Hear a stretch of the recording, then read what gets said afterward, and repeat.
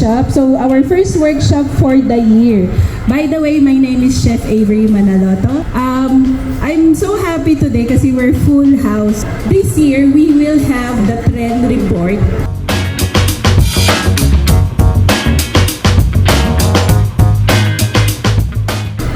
We wanted our food to be known globally.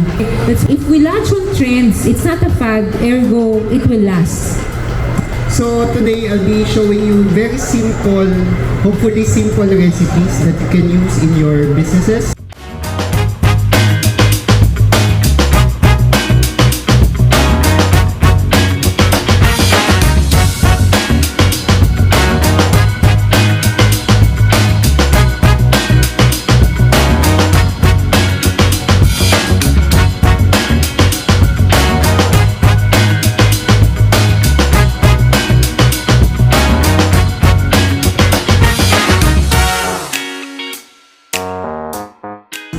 In terms of the demo, I think maganda rin naman yung innovations na impart natin sa participants. And syempre, since maganda yung base natin ng products, yung Taste Setters products, the Siso brand, lahat good quality since you started with a very good quality product. So lahat yung base mo, since maganda na siya, definitely sunod-sunod na magdo-domino effect na siya na lahat maganda na.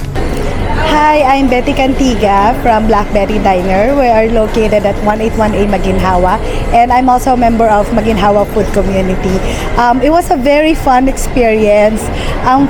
Isang favorite na part ko doon is yung statistics na ni-release nila, yung magiging trend for 2026 and 2027. Because as a small business owner, it's really helpful for us because we really don't have the capacity to know that unless we attend this kind of workshop. And the best thing about it is the demo, because we're able to learn something new, cooking techniques. Very generous is Chef Eugene to share his best practices. And of course, the best part is yung cook-off challenge. So we enjoy that. We get to work with other chefs and other people from the food industry. So it was very fun. I'm Chef Michael Gosum from Altar Bush Resto, Makati Avenue. Pinaka nagustuhan kong part nung is yung competition between dun sa mga raw materials na gagamitin. Plus yung gagamitin din yung product ni mga sponsors. So, kamusta naman po yung versatility ng mga products natin sa Taste Setters? Ano siya, bali bago sa akin kasi parang from scratch meron na siyang shortcut na mas mapapabilis yung trabaho ng mga chefs. For example, yung smoky soy sauce saka yung aligi. So di matagal kasi yun bago ma-process. So, mas mabilis. Maraming salamat po, Chef. Thank you din. Hi everyone, my name is Tristan Yabot. I'm from Local Food Groups. For the experience for this Taste Setters, very eye-opening siya. Sobrang dami naming natutunan to the point na new ideas siya for us.